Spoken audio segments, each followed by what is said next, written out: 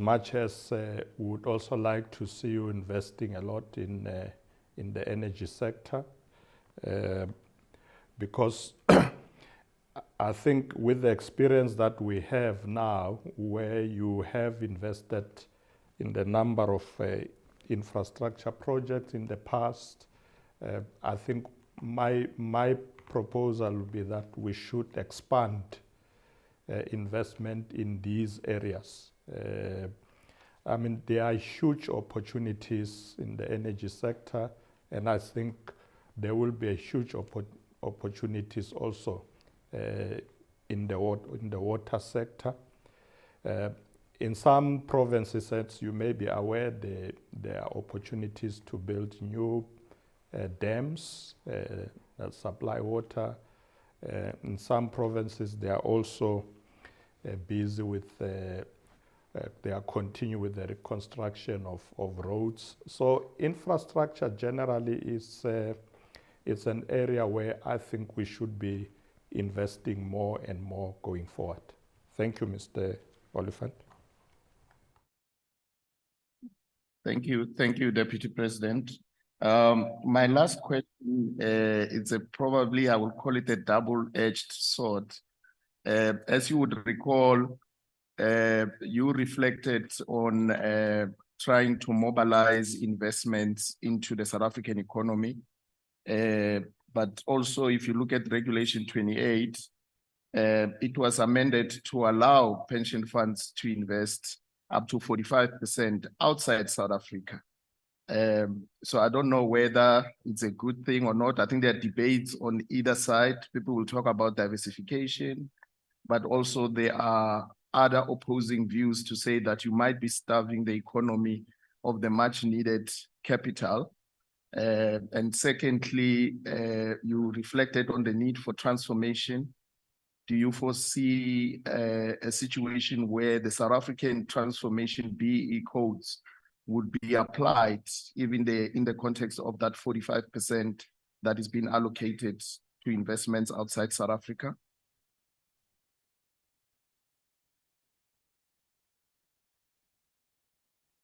Investing offshore, it's a good thing. I don't think we should worry about that.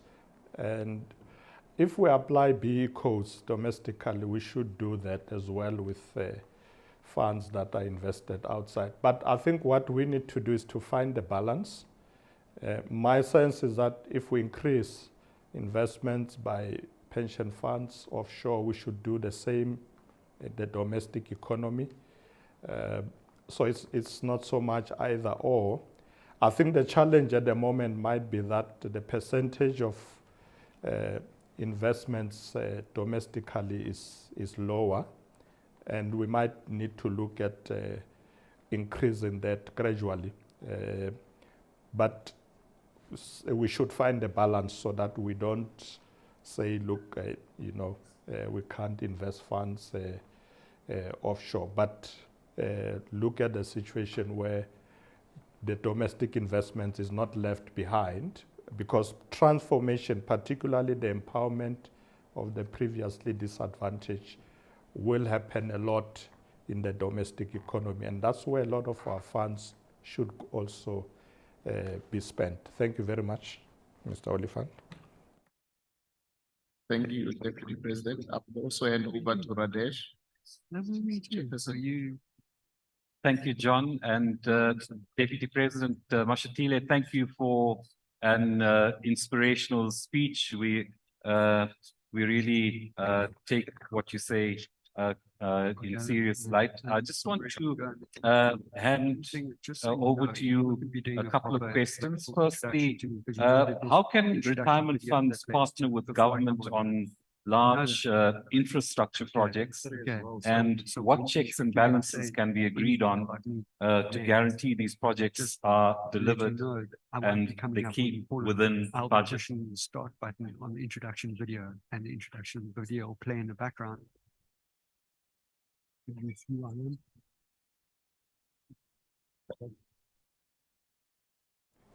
Partner with government. I think what we need to do is to engage with particular departments that are involved in a number of big projects. One of them, as I said earlier, will be the electricity ministry. There's a great opportunity there working with that department, particularly as we are opening opportunities in institutions like ESCOM.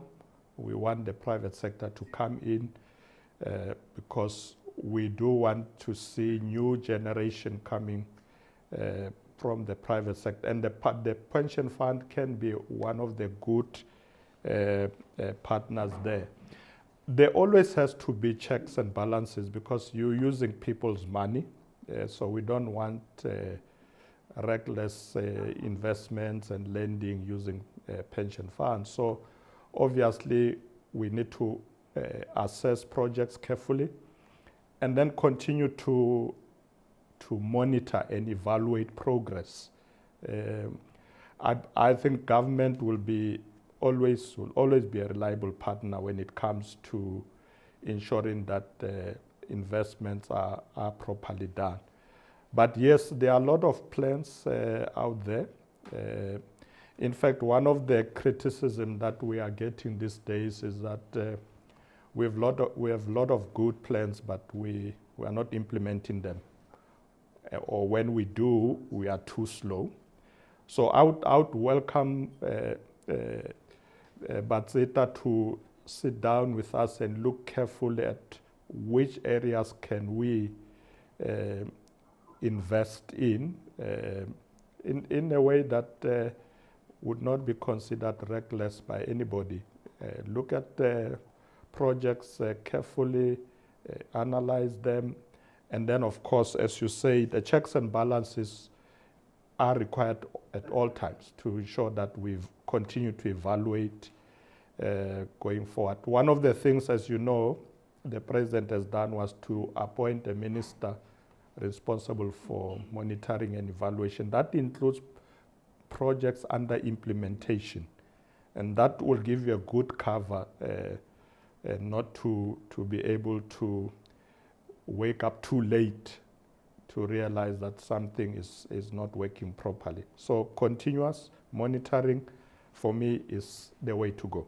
Thank you very much. Thank you. Thanks, Deputy President. I think, again, we take note about what you say about engagement with yourselves on projects, and I'm sure Batseta as an organization is going to take you up and government on that and look at how we can actually partner better for our country. Another question, Deputy President, just on a on pensions, etc. Will government consider measures which will result in better pension annuity payments to retirement fund members? There's various hurdles on the road in actually delivering a decent retirement income for pensioners in this country, for retirement fund pensioners. Is it possible for us to look at what these are and look at outcomes to ensure that actually pensioners get reasonable payouts from their pension savings?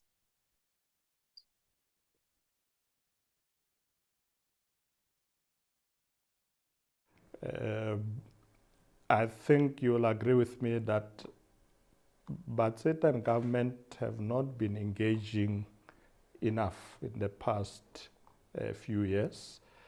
As Mr. Oliphant said earlier, that I came to address Batseta when I was not in government at the time.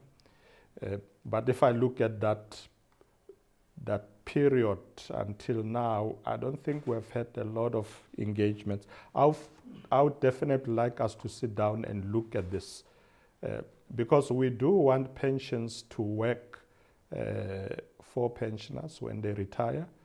So continuous review of the packages and the way the pensions are structured, I think will be to the benefit of most of the workers or the people whose pensions we are utilizing.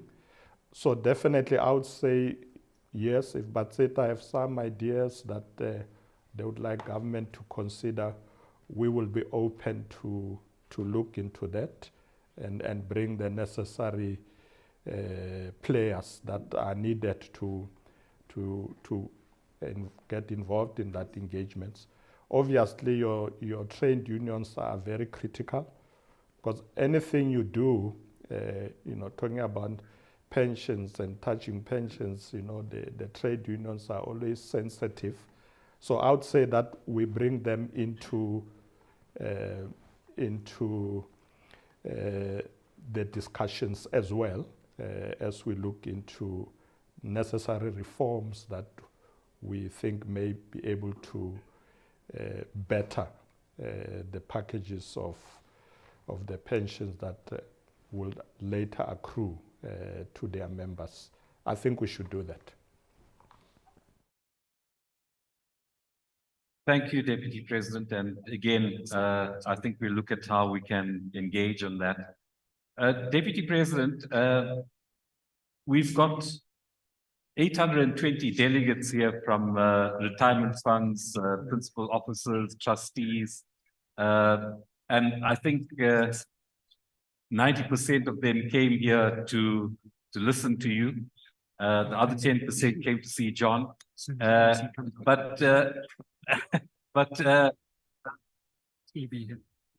We've asked the audience to send through questions on the electronic platform. So apologies in advance for some of the questions that, and we've received many on the platform.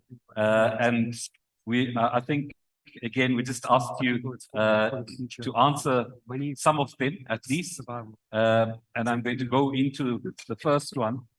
The first question is that you mentioned challenges with execution of government's plans. And the questionnaire asks, which specific areas are these challenges and what is being put in place to address these challenges, Deputy President? Chairperson, there are many challenges that create problems when it comes to execution, but let me touch on just a few. I did mention earlier that one of the areas that we are looking at is the ease of doing business. Now, many people complain that when you do business with government, it often takes too long because, of course, we have regulations that needs to be observed. When you have to get involved in development, there are environmental impact assessments that must happen, and often they take too long. I recall that in the past they could take up to 2 years. There has been major reforms around those areas, particularly when government started introducing the idea of cutting red tape. You would find that now it doesn't take that long to get those approvals. Application of permits to do businesses and a number of those areas. So the president, if you recall, not long ago appointed Sipho Nkosi to look at cutting red tape in government. When I was in Gauteng, we did the same thing with Premier Makura. We had a team that I led that was looking at cutting red tape. So if government can look at its own regulations and see how they can be reformed in such a way that it doesn't take too long to ensure implementation. The second thing is sometimes our laws requires a lot of consultation. I don't have a problem with consultation, but I think we need to find a way of speeding that up. You'll find that when government has to implement, there's a lot of consultation they must get involved in with stakeholders. But also South Africa is a democracy, so sometimes people take you to court for various reasons, and that can also slow down implementation. But those are the things that we are looking at. International investors have also raised the issue of the ease of doing business. So in short, I would say that the biggest focus now in government is not so much coming up with new plans, but ensuring that we move faster in implementing our plans. And that's the architecture that we are busy designing now in the presidency. We are meeting with all ministers. The president and myself have been doing that now for the last 2 months, where we're looking at all the plans, particularly those that are critical in the period where we are. And we've agreed with all ministers that in the next 6 months, we will do another review again to look at what is happening with implementation, so that we don't wait until it's too late. And this is going to be a modus operandi of how government implements, where we invite ministers, we check how they are implementing, come up with solutions, review every 6 months, and make sure that we can begin to speed up implementation. So that's what we are doing, and I think it will improve the situation. Thank you very much. Thank you. Thanks so much. I'm aware that our time is running out quickly, but just a few more questions, please. The next one is that, again, from your speech, Deputy President, you say that Doubleedged is a program of National Treasury and the Presidency. To what extent are the other parts of government involved in it? Well, Chairperson, the Presidency is the leader, is the center of government. So we have designed our work in such a way that we drive implementation from the Presidency. The President has introduced what we call the Program Management Office, which is focusing on critical programs that must be implemented mainly by government departments, because they are the implementing agents, government department, state-owned agencies. So the PMO looks at all those programs, including the issue of skills in the public service, because that's one critical area. When we look at implementation from all spheres of government, national, province, local, we find that sometimes the delay is because of lack of critical skills. So there is a major intervention around that area as well. The Human Resource Development Council is also looking at that area. So when I visit provinces, I meet with provincial leaders, local leaders, but amongst others, we look at the issue of the skills required for implementation. So the Presidency is the driver through the Project Management Office, and then of course projects like Doubleedged, as I mentioned earlier. These programs interfaces with other spheres of government, including what we have now introduced called the District Development Model. It's rolling out throughout the country, and we are now assessing its progress and impact. So when we visit provinces, we look at the impact of the district development model, amongst others. And really, it has been very helpful because it forces national government, provincial governments, and local government to work together and pool resources together. So gone are the days when national government will be building a dam in a province, but the province don't know about it, or they are not involved, local government is not involved. Now we work together through the district development model. And I found out that it's quite attractive to everybody. In fact, when I was in KZN, even in the Eastern Cape, even the private sector was saying, but why are we not involved? Why are you not pulling us in? And we agreed that the private sector must become a critical part of the district development model. In areas like KZN and the Eastern Cape, traditional leaders as well came to us and said, we also want to get involved. In some areas, women groupings, young people also came through and said, look, why are you leaving us behind? So I think we have a kind of implementation model that I think is really revolutionizing the way government works, involving everybody and speeding up implementation. And I think in the next few months, we're going to see a lot of change in how government works, so that we don't come back and complain and say, look, our problem is execution, we are very slow, or we don't implement our plans. We now have a model to do it, and it is working. Thank you very much. Thank you. That's actually good to hear, Deputy President. Our times are running up rapidly, but again, we have a global audience, Deputy President, and one last question here. What would you say are the key reasons why global pension funds should invest in South Africa? Is government engaging with global pension funds and global sovereign wealth funds?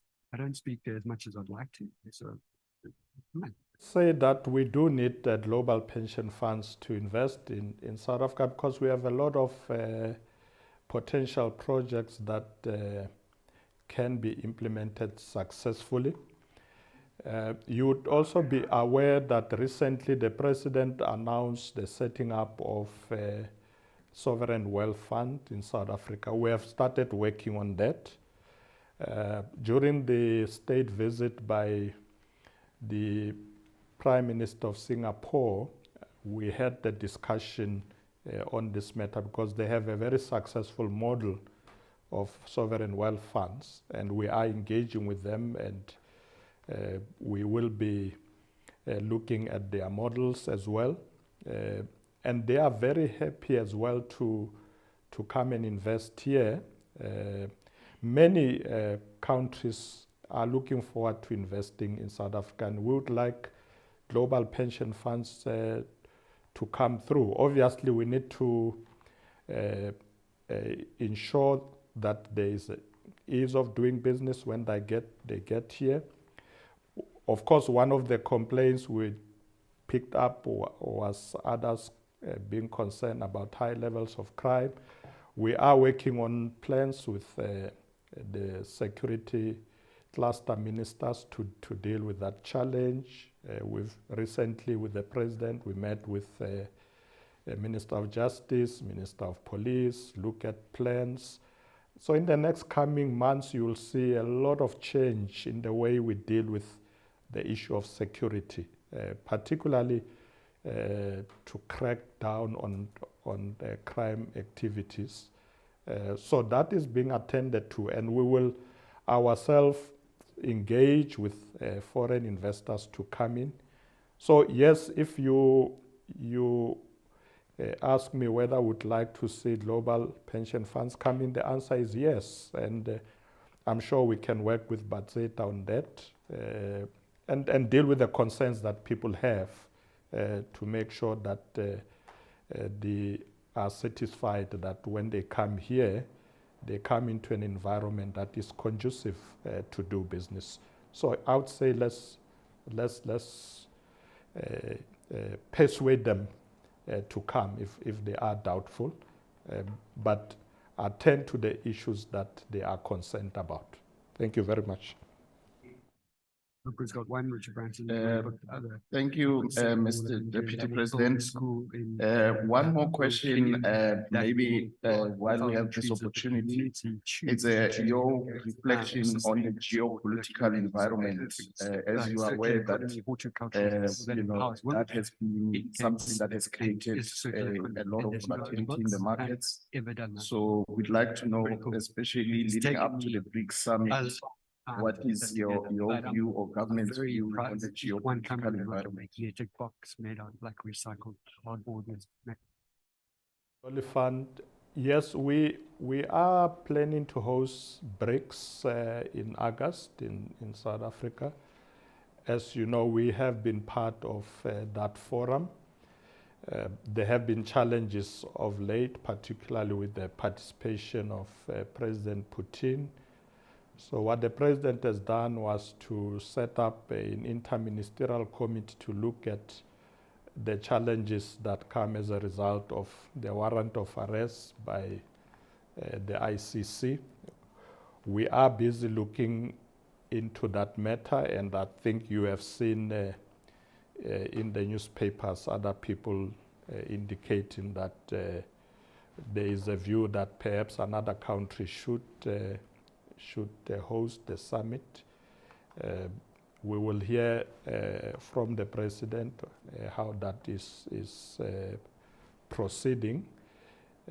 But our approach as South Africa is that we need to continue to push for peaceful resolutions of conflicts, not only in Ukraine or the Ukraine-Russia conflict, but all sort of other conflicts that we see out there in the world, including here in the continent. The president has recently asked me to look at the challenges in South Sudan so that we can also help with the resolution of conflict there. So our approach is that as South Africa we must continue to broker peace because, you know, when there is war, it affects developments. We have already seen with the Ukraine-Russia conflict that, you know, we now have high levels of food prices and a lot of other problems that are affecting global value chains. So our commitment is to work with everybody. The president has initiated a mission that will involve about 7 presidents in the continent who will go and engage with President Zelensky, and then from there, after Kyiv, they'll go to Moscow to engage with President Putin. The idea is really to get the warring guys or teams to come back to the negotiating table to talk about how to resolve the problems. In the meantime, we are also engaging with the ICC to see how this matter can be resolved. But as South Africa, we decided that we are not going to take sides in the conflict. We are continuing with our relationship with the US and Europe, and we continue in trade with the European Union and the US as much as we'll continue trade with China, India, Russia, and Brazil and other countries in the south. So we are non-aligned, and we're going to continue that way. We have, of course, we have been accused of supplying Russia with arms and ammunition. We didn't do any such. That's why the president appointed a commission to go deeper into the matter, because if that was done, it is illegal, because South Africa is a way of selling arms and ammunition controlled by a committee that has been appointed properly. So we are dealing with these matters, and we believe that our approach is a correct one, and in due course it will bear fruit. Thank you very much. Thank you, Deputy President. I'll hand over to the chairperson. Deputy President, I think we've run out of time. What's left of us is to thank you for giving up your time from your schedule to be with us today. And your speech has been inspirational, and similarly, your answers to our many questions have also been inspirational to us. So thank you very much, and we hope that you continue to support all retirement funds in this country, and we especially take to heart your pledge to work together with us for a better future for us. Thank you so much, Deputy President Mashatile.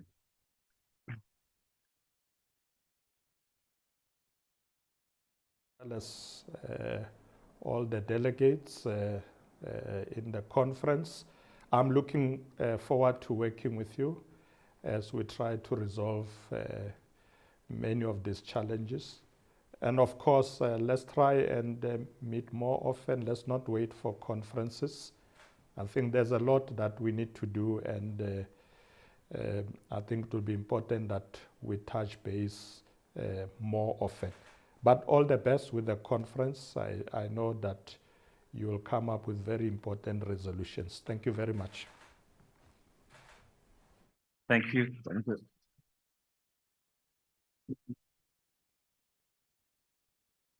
Thank you, everyone. We're going to hand over to Ayanda to continue with the program. Thank you. Thank you, Chair, and thank you for that very useful and interesting session. We're now getting real and